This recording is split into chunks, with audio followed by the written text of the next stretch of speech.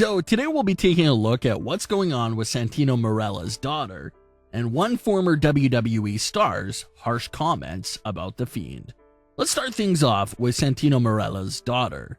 Santino Marella debuted in the late 2000s. Santino would then shift over to a comedic character and become one of the more beloved superstars in WWE. Santino had a young daughter during his first few years with WWE, but Santino is letting the world know that she isn't young anymore. She's grown and has everything it takes to be a top superstar. Santino posted this tweet to Triple H, Stephanie McMahon, and WWE regarding his daughter, Bianca. Hi Triple H and Stephanie McMahon. Remember my little daughter, Bianca? Well, she's a woman now and has been coached since day one to be a total superstar. Biology degree is done this summer. Then she's ready for her time to shine. Not only was the tweet meant to put WWE on notice about his daughter Bianca, but it was also to put a lot of fans on notice of Bianca because some fans didn't even know that he had a daughter that was wrestling. NXT's Robert Stone was one of the top replies to Santino's tweet and was already trying to recruit Bianca to join his brand on NXT. But the tweet did go viral for Santino and did pick up over 10,000 likes. Bianca, now in her early 20s, seems to be wrapping up that degree like Santino said, and then she's going to be ready to shine in the ring. Bianca even spoke to Slam Wrestling last year and explained how her love for wrestling came to be. Bianca had this to say: "I always saw how fun it was to watch him, Santino, in the ring. I just didn't know how I fit into the puzzle. I was studying biology and I loved it, but I knew that I didn't want to pursue a career in that field, and so did my dad.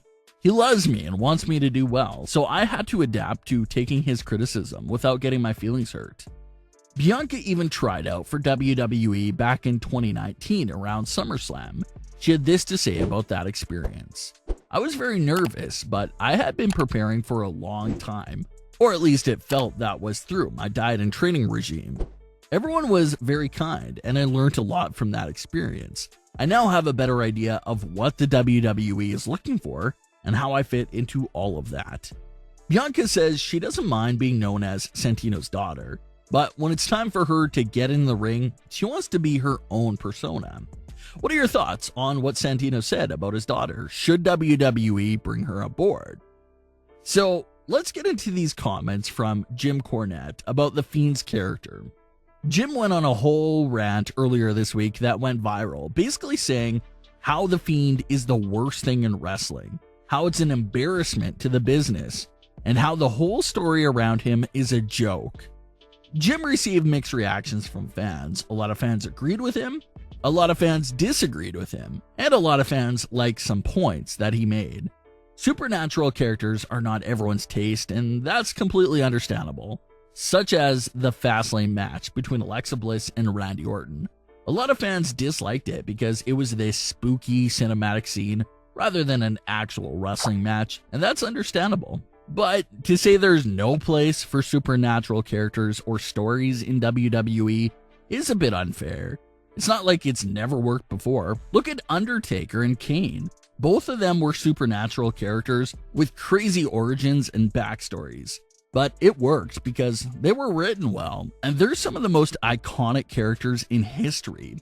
Even people who probably never saw a second of WWE still know who Undertaker and Kane is.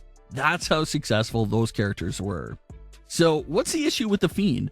Why isn't it working in this case, and why are these stars and fans turning on The Fiend? Well, it can be explained in really one line. The Fiend is a phenomenal character, but has horrible and inconsistent writing surrounding his story. The introduction of The Fiend and his first match was flawless and made everyone think we were seeing the start of something special. But many fans believe that The Fiend was basically ruined in his second match against Seth Rollins during that horrific night at Hell in a Cell 2019. WWE booked themselves into a corner with this match because they didn't want Seth Rollins to lose the title, but The Fiend was brand new and couldn't lose either. So that situation led to the disaster that we saw that night. Seth Rollins hit The Fiend with hundreds of curb stomps and weapons until the match was called off. The live fans were enraged and booed the rest of the night, and there was even chance of refund. That whole night was a mess.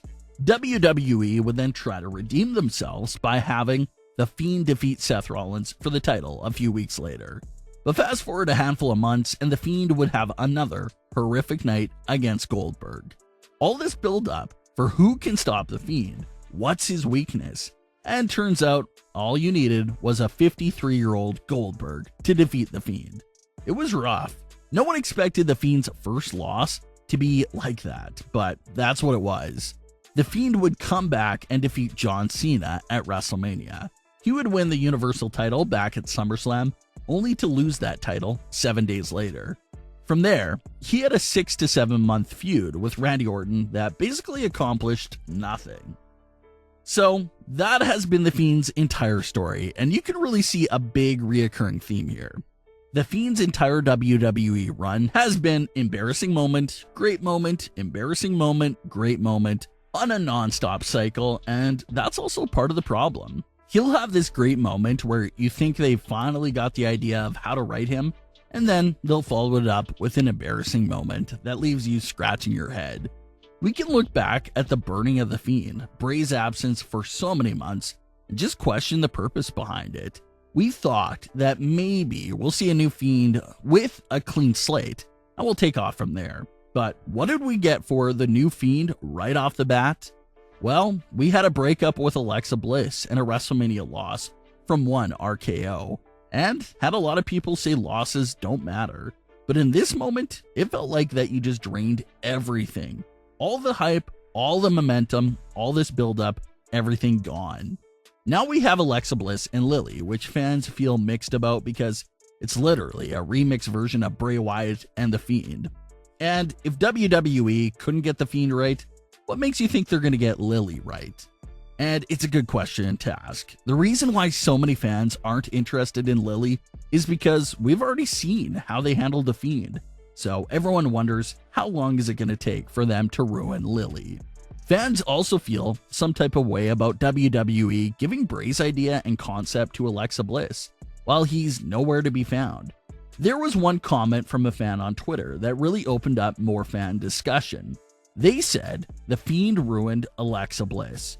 Alexa Bliss ruined The Fiend." And that wasn't the case before the breakup. They were great together, but after the weird breakup, that comment from the fan makes some sense. Alexa's character ruined The Fiend's return, while Alexa can no longer be herself and has to be this rip-off of Bray Wyatt. So the breakup really complicated so many things and made everything more into a mess. The character of The Fiend and Alexa Bliss are both amazing, both some of the best characters in WWE. But it's the writing and their stories that are so full of inconsistencies that make it hard for fans to truly get invested. So, for fans of The Fiend, we're in that dark spot right now. We don't know what the plan is for The Fiend's direction, and after 2 years of non-stop mistakes, it's getting to the point where we have to seriously wonder if they're ever going to get The Fiend right. Because right now, it's looking like they'll never get it right, and fans are just turning on the character because of the booking mistakes. But where do you stand with The Fiend? Leave your comments, don't forget to subscribe, and leave a like if you enjoyed. Thanks for watching, guys.